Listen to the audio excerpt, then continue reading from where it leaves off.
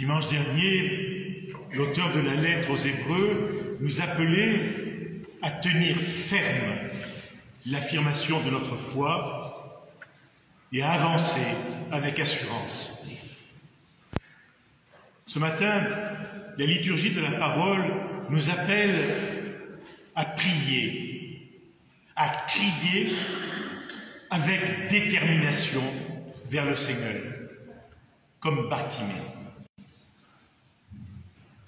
La liturgie nous appelle aussi à être dans la louange, à la suite du prophète Jérémie et du psalmiste. Cri de louange, cri de supplication, telle est la prière. Prier, c'est notre mission. L'auteur de la lettre aux Hébreux, ce matin, nous fait contempler Jésus, grand prêtre. Il nous rappelle la mission du grand prêtre dans la liturgie juive.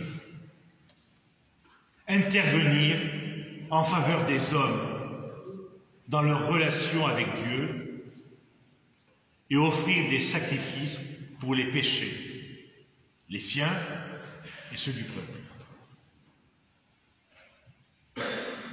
La lettre aux Hébreux nous présente Jésus, grand prêtre, intervenant pour nous auprès de son Père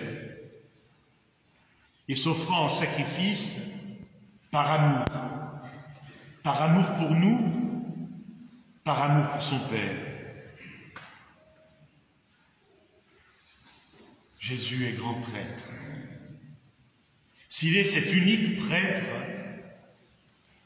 n'oublions pas que par notre baptême, nous sommes tous associés à la mission de Jésus. Prier pour toutes les personnes. Jésus nous le demande quand il nous apprend sa prière, le Notre Père. Nous sommes tous associés à la mission de Jésus.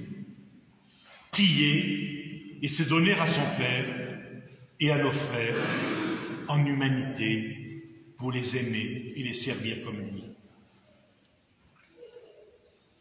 Quand nous avons été marqués avec le Saint-Crème à notre baptême, le diacre ou le prêtre nous a dit, en nous appelant par notre prénom, « Tu es baptisé, tu es membre du corps du Christ et tu participes à sa dignité de prêtre, de prophète et de roi. »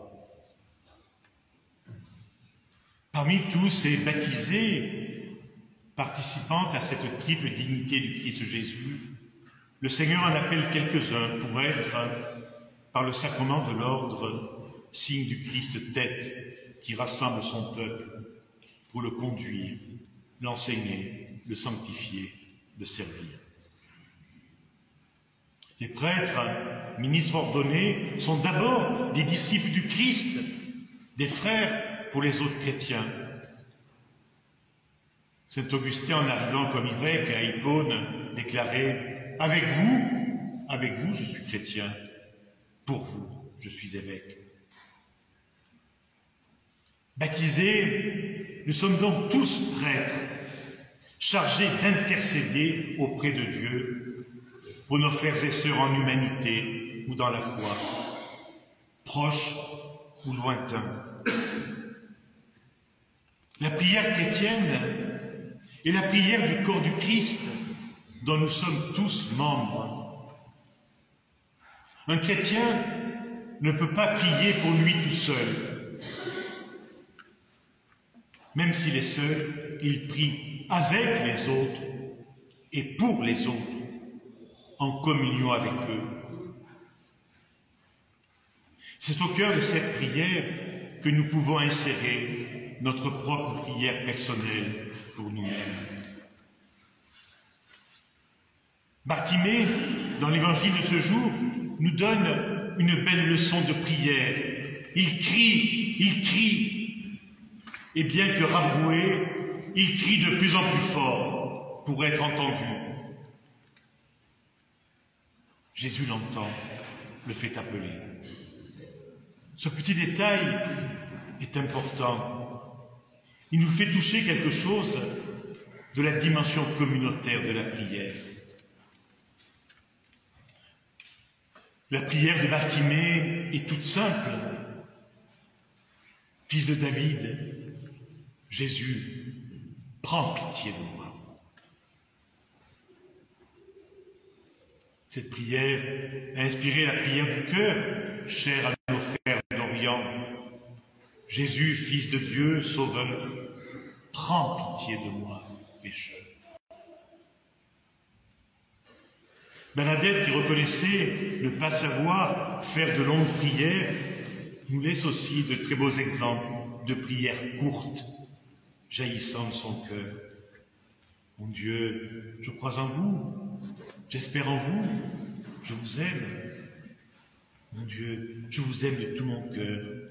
Ô mon Jésus, faites que je vous aime.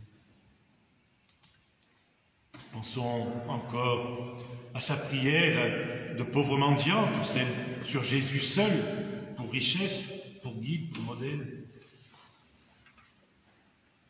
Et Jérémie, dans la première lecture, nous rapportait l'appel du Seigneur à pousser des cris de joie, à acclamer, à faire résonner des louanges, à crier. Pourquoi? Parce que le Seigneur met un terme à la déportation. Il fait revenir son peuple dans sa grande diversité. Aveugles, boiteux, femmes enceintes, jeunes accouchés. Et ce peuple avance. Il est mené, il est conduit par un droit chemin. Et le Seigneur se présente comme un Père. Le Seigneur se présente comme un Père. Je suis un Père pour Israël. Éphraïm, une des 12 tribus d'Israël, Éphraïm est mon fils aîné. Que Dieu soit un Père, Jésus nous le confirme en nous apprenant le Notre Père. Parce qu'il est un Père qui nous aime, que nous sommes ses enfants bien-aimés, nous pouvons le prier avec confiance, le supplier avec détermination et persévérance, comme Bartimée. Et nous pouvons surtout lui rendre grâce, parce qu'il ne nous abandonne pas. Il ne nous exauce pas toujours, comme nous l'espérons, mais il sait ce qui est bon pour nous. Prier, supplier, louer avec persévérance, dans la confiance, l'espérance et avec amour. Et nous pourrons nous entendre dire, comme Bartimée, « Que veux-tu que je fasse pour toi?